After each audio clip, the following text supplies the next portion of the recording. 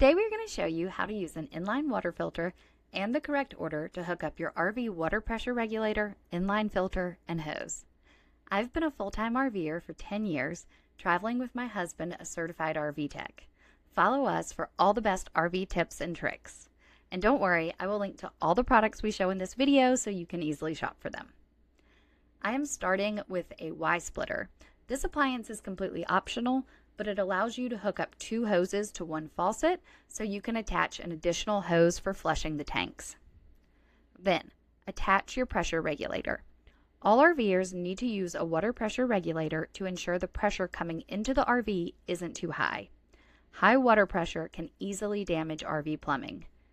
You want to hook up the regulator before the filter so the filter is also protected from high water pressure.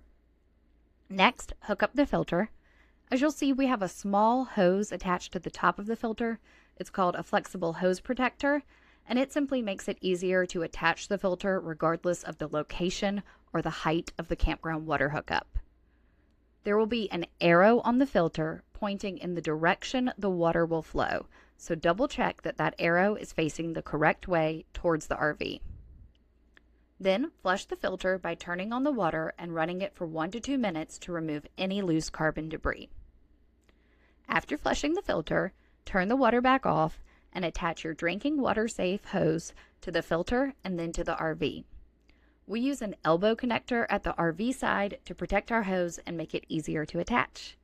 Then turn on the water and make sure you don't have any leaks before going inside and slowly opening the faucets. Happy camping!